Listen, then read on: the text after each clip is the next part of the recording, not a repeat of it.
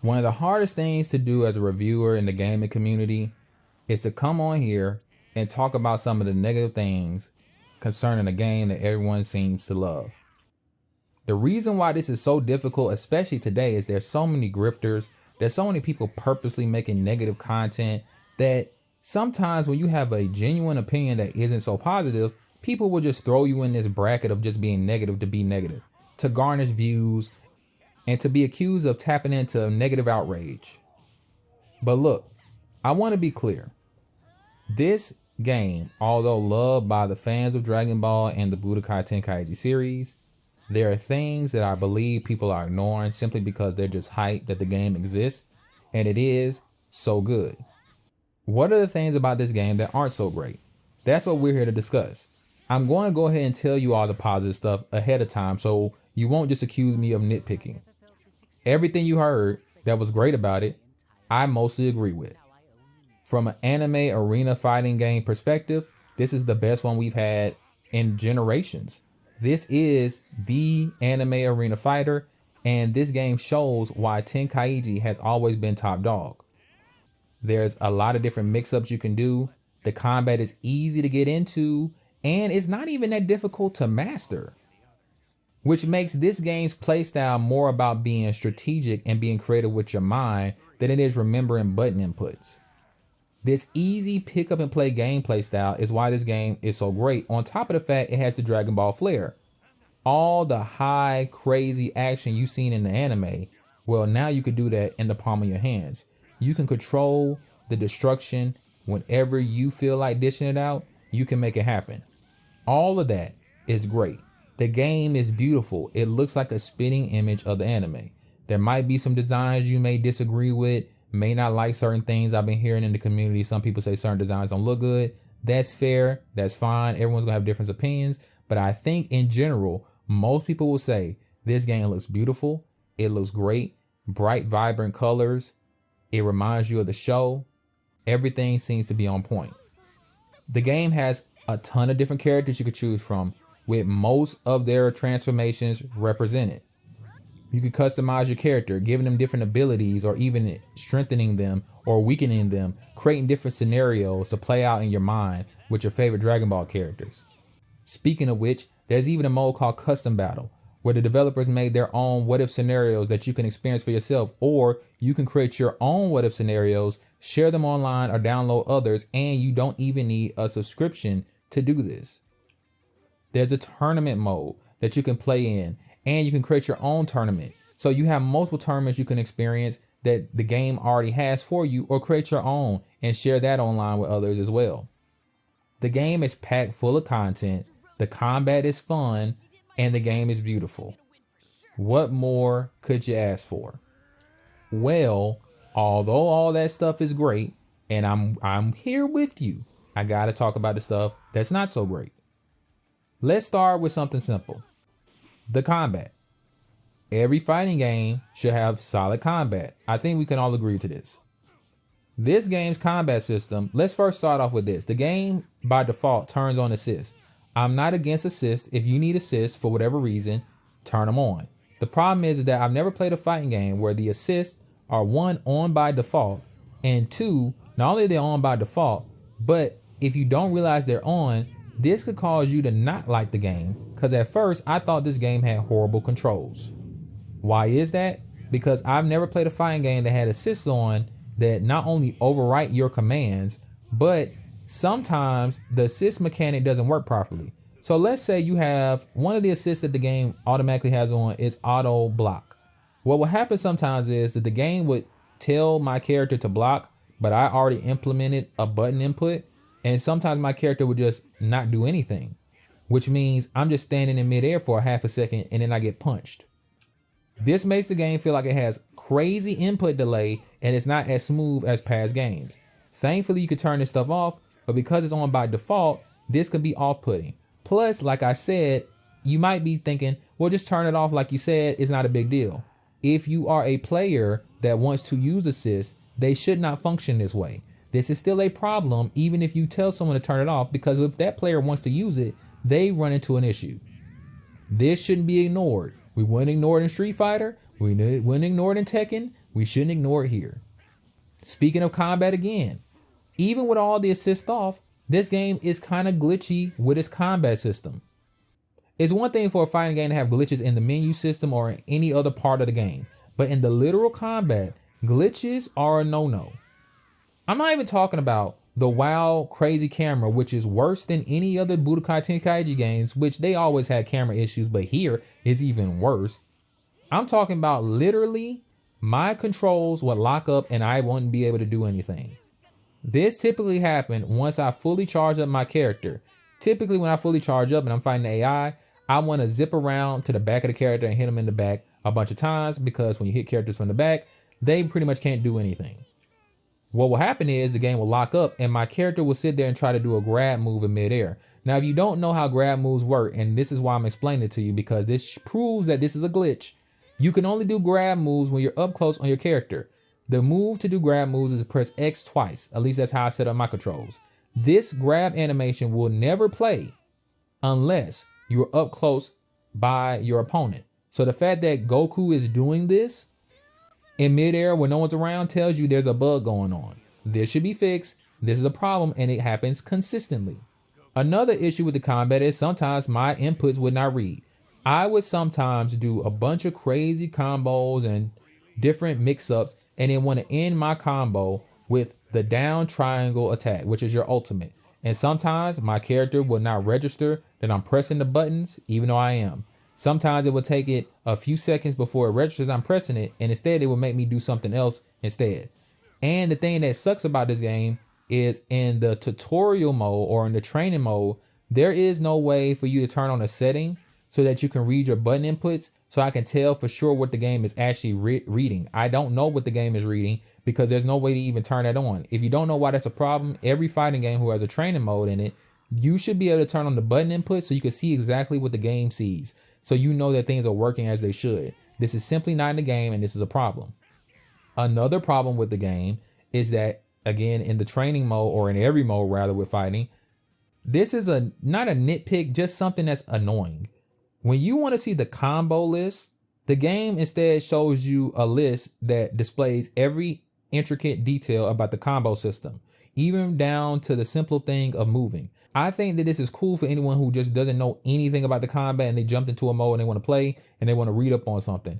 You can keep this here, but also add a combo list that is just the combo list and the moves the character can do.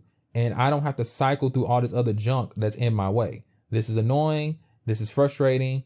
And yes, this time adds up over time of you cycling through a menu that you don't need to see this information of.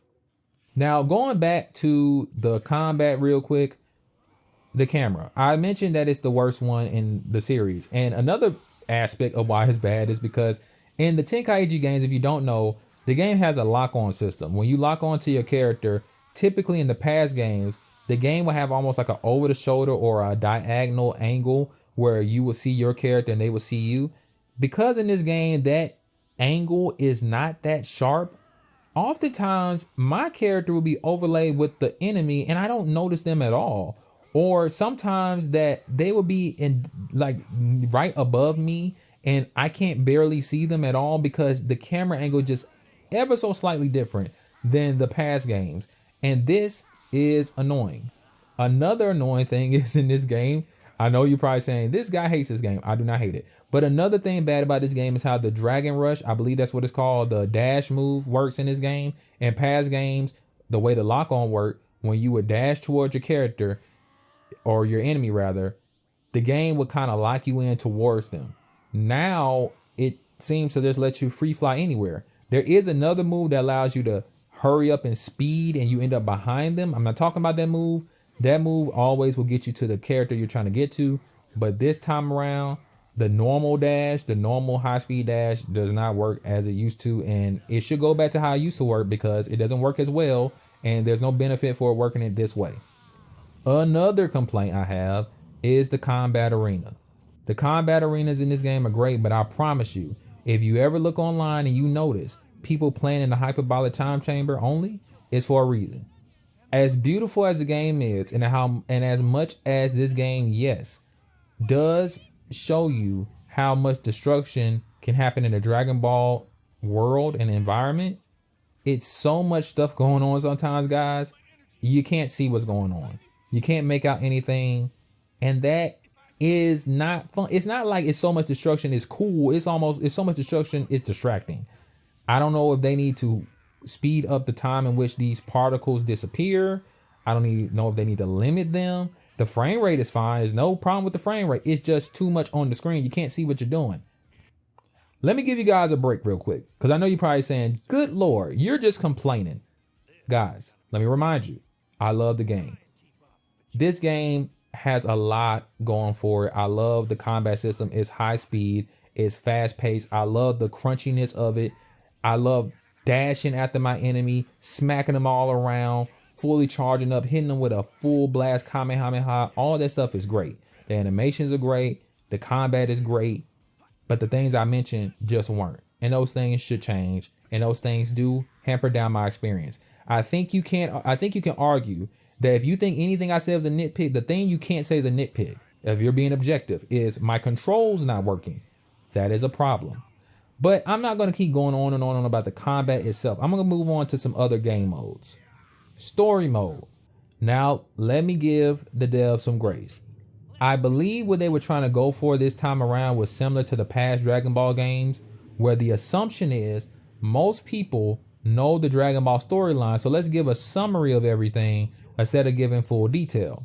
Now, I'm not asking for full detail, but I personally believe the way they decided to summarize this story is just not appealing to not only me as a longtime Dragon Ball fan, but I don't believe it's appealing to newcomers either.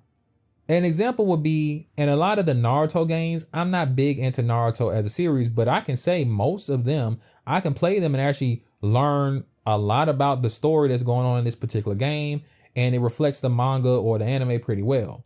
Here, it's such a jump cut in between different things, and it's such a summary that if you're not familiar, you're going to be missing different aspects of the story and not really fully knowing what's going on. Plus, some cutscenes are delivered with voice acting and high quality animations, and others are just still frames. This jump in quality is not pleasing to the viewer, and it's not pleasing to me as a longtime Dragon Ball fan. So as a story mode goes, at least the way they deliver the story, it's not the best. Now, a good thing about the story mode is there's a ton of content. I feel some of the content is a little bit oddly done, but I'm not going to focus on that right now. I'm just going to tell you there's a lot to do, a lot of fights. There are what if fights. Now, this is the best part of story mode. They tried to oversell the what if fights a little bit. There's not as many as you would think, but the ones that are here, the what if scenarios, the fan fiction that these writers created, these people must be Dragon Ball fans too, because some of these I experienced were so good. Even some of them that didn't even seem all that interesting, just the dialogue they had going back and forth was cool. I think that this should have been the highlight of story mode. And if anything, I would have preferred if they just made a whole entire what if story, because this part was great. Now, going back to some oddities, not necessarily negatives, just some oddities about the story mode that I didn't understand is some characters, like for example, Goku, he starts off his story in the beginning of the Saiyan saga, and they speed him all the way up. Only his battles that he participated in do you get to experience, and most of them are there. Cool, that's fine. But then I played as Vegeta. Vegeta's story starts off in the Frieza saga and not the Saiyan saga. I don't know why they did that. You select adult Gohan as a character, but when you select him, you actually start off as Teen Gohan, even though you selected adult Gohan. And you don't get to play as Kid Gohan, even though Kid Gohan had fights. He had a lot of fights. He was in the Saiyan saga and in the Frieza saga. I don't know why they started you off as Teen Gohan in the Cell saga, but again, I don't comprehend why you are removing content or not delivering content, and you're starting me off in weird places. Again, this stuff is just weird and odd. And again, if you're not familiar with the series, this story mode is disjointed. The other major game mode here is custom battle. Now this mode, listen, let me tell you something. This is like the hidden gem of this game. This is the sleeper hit of this game. Now this mode does explain why the story mode kind of sucks, but I'm gonna get into that a little bit later. What is this game mode? First of all, if you're not creative, the developers made a few levels or a few stages in which they made custom stories with fan fiction that you get to experience. And this stuff is pretty well done. It's pretty well made. Some of the dialogue is a little off, but overall, I think this concept is cool. But for anyone that feels creative, you also can make your own scenarios, and these can be very deep.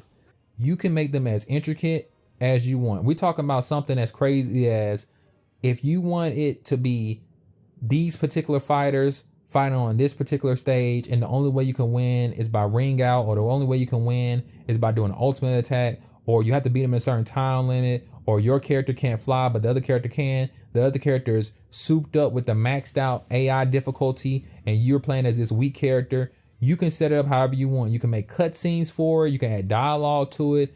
It's so cool, and it sounds complicated because it kind of is, but it's not that complicated. I have to give the developers a lot of credit. A lot of these game modes in certain games with customization can be so deep that it can be too complex for the average person.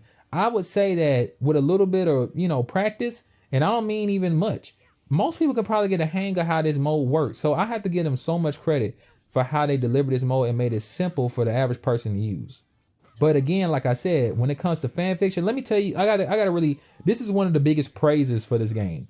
Because I remember as a kid, I used to play Dragon Ball games, pick my favorite characters, and in my head create scenarios of why they're fighting. And they made a mold around it. It was almost like someone who made this game or worked on this game knew this is something that we did when we played this game. It's probably something that they did when they played the games.